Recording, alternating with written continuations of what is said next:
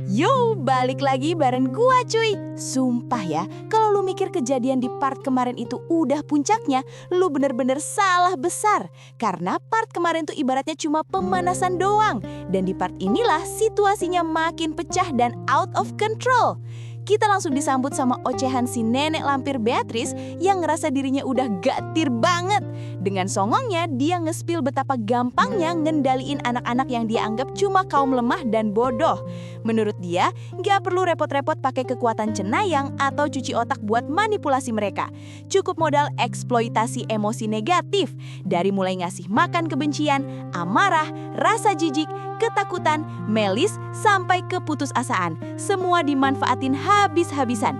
Dia mutar balikan fakta, nyembunyiin kebenaran, dan ngadu domba anak-anak ini biar mereka ngerasa jijik, saling benci, dan jadi orang asing satu sama lain untuk selamanya. Tujuan akhirnya bener-bener sakit jiwa anjir. Dia mau nyiptain neraka penuh emosi negatif buat anak-anak ini yang di matanya justru bakal jadi sebuah surga abadi yang tenang banget buat dinikmatin sama orang-orang biadab kayak dia. Nah, di saat Beatrice lagi asyik ngehalu soal surganya, adegan langsung pindah ke sensei kita, si Kadoya Tsukasa, yang lagi standby bareng Saori dan member squad Arius. Si Beatrice ini dari kejauhan sempet-sempetnya nawarin negosiasi picik dengan nyuruh mereka diam nunggu di Basilika. Dia janji bakal ngebongkar semua rahasia Kifotos, asalkan sensei mau kerjasama dan ninggalin murid-murid keturunan kerajaan itu. Ya kali sensei kita mau anjir, dengan gaya cool andalannya, sensei langsung roasting mental to villain. Kalau lu emang orang dewasa, lu harusnya bisa mikirin cara yang lebih pinter buat ngeyakinin gua. Gak pakai basa-basi lagi, sensei narik kartunya. Bunyi gacha, kedengeran, dan boom, Kamen Rider Ghost. Ngeliat sensei udah berubah wujud, Saori gak tinggal diem dan langsung teriak ngasih komando tempur ke pasukannya. Dia nyuruh mereka buat ngasih tembakan penekan alias suppressive fire, giring semua pasukan musuh biar mojok ke arah satu gang sempit. Di sini kelihatan jeniusnya sensei. Dia milih wujud ghost bukan asal keren doang, tapi karena dia notice kalau musuh penjaga perintah yang lagi mereka hadapin ini juga roh-roh hantu. Dan seperti yang sensei bilang ke Saori, form hantu ya pastinya paling mantep buat ngebantai sesama hantu. Setelah musuhnya terpojok di gang, sensei nggak pakai lama langsung aktifin final attack right Ghost, dan bam, semuanya langsung rata kelar dalam satu serangan telak. Squad Arius jelas makasih banget atas bantuannya, tapi di momen transisi yang kerasa sunyi ini, mental Saori justru mulai retak. Sambil ngeliatin senjatanya yang berasap, Saori mulai mikir keras mempertanyakan nasibnya. 17 tahun hidupnya dia abisin cuma buat ngerasain kebencian. Tapi kalau semua kebencian itu ternyata cuma hasil cuci otak dan emosi buatan yang diproduksi sama Beatrice, berarti selama ini dia berjuang buat apa? Semuanya terasa sia-sia dan kosong melompong. Di tengah Saori yang lagi mental breakdown itu, tiba-tiba wujud asli Beatrice beneran muncul di hadapan mereka. Gila sih cuy, desain monsternya creepy abis. Wujudnya gede dengan sayap-sayap menyeramkan yang isinya penuh mata nyorot tajam di mana-mana. Dia makin neken dan nginjek mental Saori. Berkoar kalau monster mengerikan inilah wujud dari kekuatan dan keagungan absolut orang dewasa. Di mata si monster ini, anak-anak tuh nggak lebih dari sekedar bidak yang cuma eksis buat dieksploitasi demi ambisinya orang dewasa. Dipaksa hidup di neraka buat saling nipu dan saling nyakitin satu sama lain untuk selamanya. Dengar omongan itu, Saori benar-benar ketakutan sampai nangis. Dia baru nyadar kalau selama bertahun-tahun ini, ternyata dia hidup di bawah kekuasaan monster segila itu. Tapi tenang, sensei kita kan bukan kaleng-kaleng. Ngeliat mulutnya dibikin hancur mentalnya gitu, sensei langsung maju pasang badan. Sambil nunjuk ke atas dengan gaya khasnya, dia nge-quote petuah legendaris dari neneknya. Nenekku pernah bilang, anak-anak adalah harta karun. Dengan tatapan tajam mematikan, sensei ngelangkitin. Dosa yang paling besar di dunia ini adalah menyakiti harta karun tersebut. Sensei langsung ngegas marah besar ke Beatrice karena tuh monster biadab udah nginjek-nginjek kehidupan murid-murid, ngerampas harapan masa depan mereka, dan nyeret mereka ke jurang keputusasaan pakai ajaran sesat. Beatrice yang di roast kayak gitu malah makin kepancing emosinya dan ngerasa diremehin banget. Tuh monster dengan pedenya ngebacot kalau dia udah baca dan pelajarin semua skill bertarung sensei.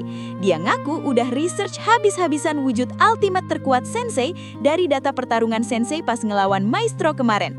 Makanya dia ngerasa form monsternya sekarang ini adalah counter telak yang bakal bikin Sensei mustahil buat menang. Tapi respon Sensei apa? Dia cuma ngasih senyum tipis seolah ngejek. Oh, masa iya kayak gitu?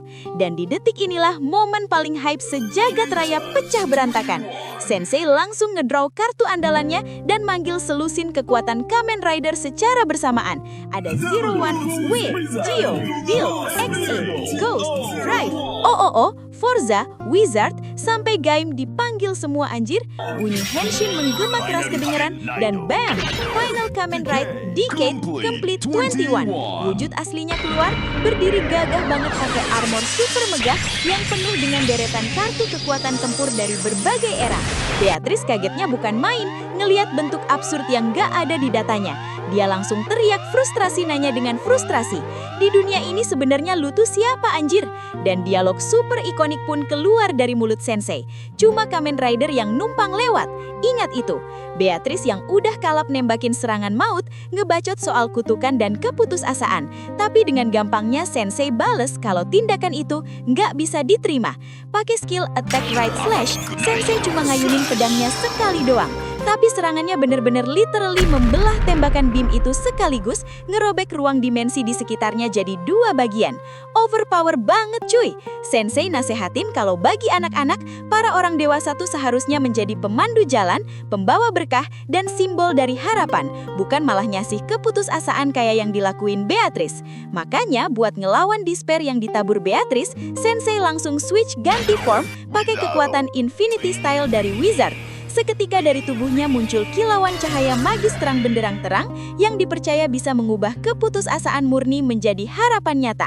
Dan sebagai penutup buat ngeratain tuh nenek lampir, Sensei ngecast Final Attack Right Wizard. Tembakan ledakan super besar meluncur dan monster Beatrice langsung kena hajar telak di tempat. Setelah pertempuran gila itu selesai dan suasananya cooling down, vibe-nya langsung berubah jadi kerasa deep banget. Saori yang sisa-sisa mentalnya masih berantakan, natap Sensei, dia akhirnya nyadarin kalau masa lalunya dan seluruh hidup yang dia jalanin selama ini tuh ternyata hampa dan sia-sia. Sambil nunduk dia curhat putus asa ke Sensei, nanya gimana caranya dia bisa hidup dengan benar mulai sekarang, padahal kenyataannya dia dibesarkan cuma buat ngerasain kebencian dan tangannya udah kotor nyakitin banyak banget orang. Dosanya rasanya udah nggak ketolong lagi, nggak bisa ditarik balik. Dengerin keluh kesah itu, Sensei dengan bijaknya memvalidasi perasaan Saori. Sensei sama sekali nggak nutupin kebenaran. Dia bilang terus terang kalau emang pilihan cewek-cewek Arius ini banyak yang salah. Sins atau dosa-dosa itu emang nggak akan pernah bisa dihapus dari sejarah. Mulai detik ini, Saori harus berani nerima takdir buat ngejalanin sisa hidupnya dengan manggul beban dosa itu sendirian di pundaknya.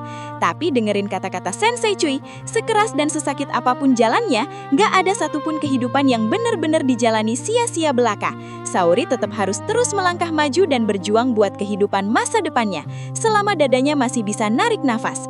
Pas Saori nanya dengan nada meles banget, apa gua emang benar-benar pantas buat hidup? Sensei dengan senyum santainya malah ngebalikin pertanyaan itu. Siapa yang tahu? Hal kayak gitu tuh lu sendiri yang harus cari tahu jawabannya. Merinding dengar kedalaman maknanya. Dan pas kita lagi asyik-asyiknya ke bawah suasana sedih campur haru, si Sensei tiba-tiba ngangkat tangan, buang muka, dan dengan entengnya bilang, ya udah kayaknya kita pisah di sini aja ya. What? Saori yang dengar statement itu langsung melotot shock. Hah? Secepat ini? Sensei beralasan pakai perumpamaan anak sekolah. Dia bilang kalau murid lagi ngadepin suatu masalah dan nemuin jawaban mereka sendiri, nah tugas seorang guru tuh cuma ngebantu buat ngoreksi dan ngasih nilai dari jawaban tersebut. Alasan luarnya sih emang kedengeran bijak banget buat ngelepas muridnya mandiri, tapi pas dia jalan ngebelakangin mereka sambil dadai-dadai dengan gaya sok coolnya itu, autornya nge-spill inner monolog aslinya. Terbongkar cuy, di balik gaya santainya, dia tuh sebenarnya lagi buru-buru dan ketar-ketir di dalam karena dia baru inget ninggalin satu murid cewek sendirian demi nolongin squad Arius ngelawan Beatrice di sini. Sensei ngebatin panik, masih ada satu murid lagi yang butuh bantuan gua. Gila anjir, murid siapa nih yang ditinggalin sendirian di tengah medan pertempuran neraka kayak gini? Dan bahaya gila macam apa yang lagi ngincer cewek malang itu di luar sana? Asli dah, ini cliffhanger-nya bener-bener kurang ajar. Dan yang bakal terjadi di part selanjutnya pasti bakal jauh-jauh lebih kacau dari yang bisa kita bayangin.